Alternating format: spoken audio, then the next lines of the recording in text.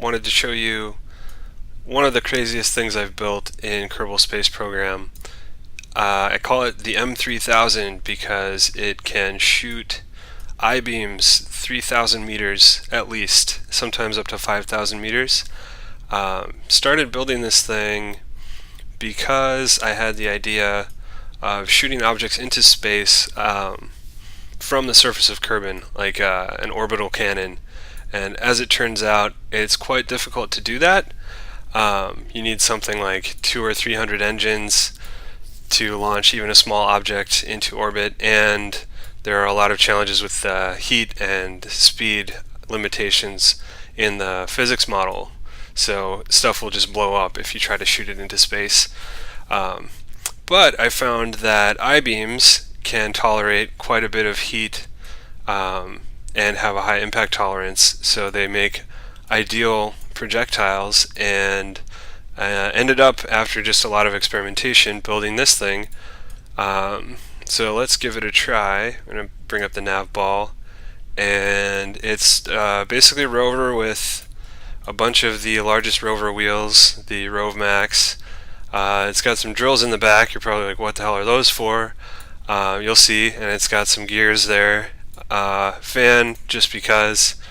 And the main thing is the big barrel and a bunch of engines lining the barrel, very carefully arranged, which I'll show you after we shoot some of these I-beams. This big thing in the back is basically a clip. You can see I've got a number of I-beams here, and they're all arranged with separators. So what we'll be doing is just dropping these I-beams down into this launch bay, or I guess chamber, effectively. So if I get my brakes off, I can actually drive. I've got some fins here for sick looks, and also on the back, pretty sick. Basically, freaking awesome fins. And we're gonna go, let's shoot these at the mountain today. Let me get a little bit closer. This seems good. Let's hit the brakes, bring down the speed, and let's see. It's been a while since I've messed around with this thing, but I wanted to put this up on YouTube because I haven't seen anything quite as insane as this. So the way I've got this set up, if you normally shoot, got an action group set for the engine here, so you can see that. One action group to turn it on, one to turn it off, and then I've got the barrel engines here set to another action group, one to turn it on, one to turn it off. If you leave them on, you can overheat the barrel and start blowing stuff up.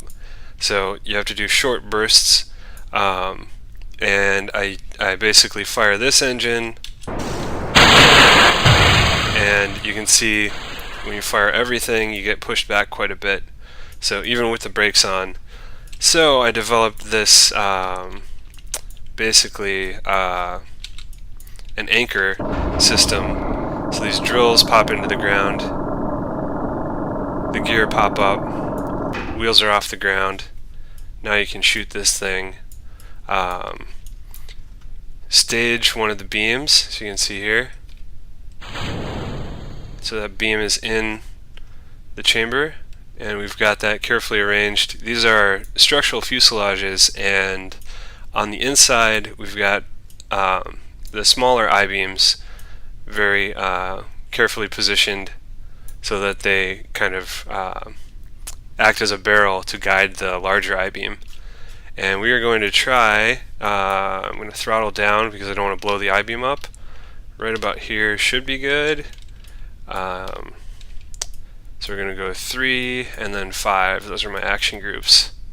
That was only 3, but you can see that thing's going 600, 700, 800, over a kilometer. So that was a poor shot, and it's also hard to see that. We're at 1.6, 1.7, 1.8. That's going to go 2 kilometers. Boom, yeah. And the sick part is that these actually explode on impact because they're going fast enough that they exceed the tolerance, the impact tolerance of the I-beam. So now I'm going to drop another one into the chamber.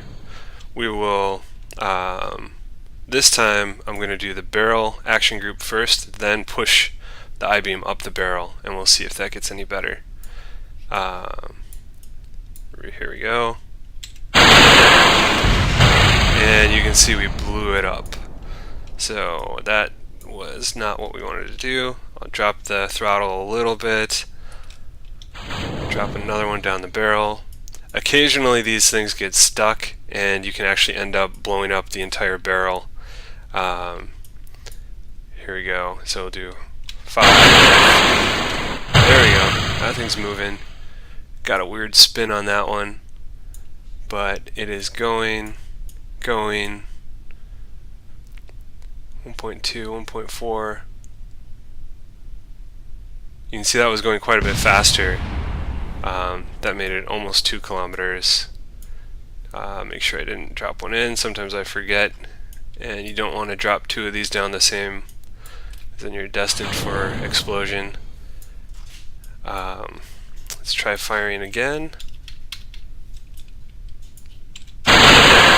There we go. That's awesome. Except again, it took a twist. You can see that thing's moving. 1.4 kilometers, 1.5 kilometers. I got 2. So I can't call out the M3000 unless I get 3,000 kilometers, and I've got 3 shots left. So let's give this a shot.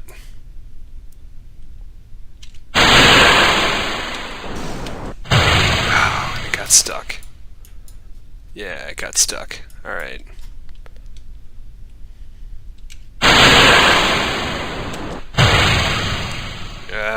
Crap. Alright, yeah, it's still in there. So I'm going to max this out, hit 3, drop the main engine only.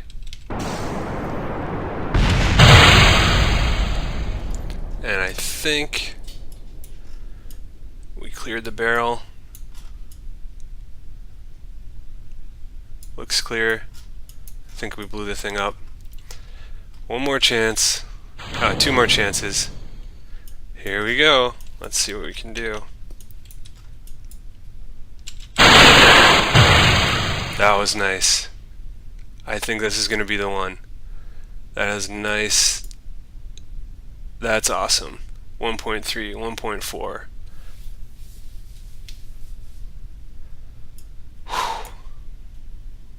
2 kilometers. This is going to be a big one. Come on. Let's hit 3. And then I can actually call this the M3000. 2. And it didn't even blow up. So that sucked. One more. Alright, come on. Wow, okay. That was insane. Spinning like crazy.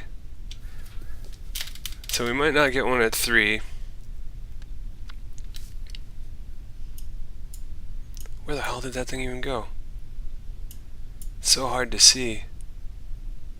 2.6, 2.7, 2.8, 2.9. 3 kilometers. Let's see if it blows. 3.1, 3.2. Yes, alright. That's it. M3000, and I will kick this back to the well, what you would do if you really wanted to move around and shoot. Pull up the drills or pull up the anchor system, and then you can drive this thing around, and I can actually get it up to 40 meters per second. It's got something like 400 parts. And if we take it back quickly to the spaceplane hangar, I can show you revert flight to the spaceplane hangar. It's a spaceplane. It's basically like mobile artillery. If you look at our stats, I got about almost 90 tons and 379 parts.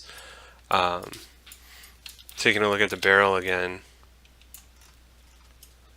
it's got some final pusher engines at the tip of the engine, or the tip of the barrel, and a series of a bunch of the twitch engines down the barrel. You can see these push the little guy all the way up, and then the big vector liquid fuel engine at the back. That's the craziest thing I've built so far. Hope you enjoyed. Thanks everybody.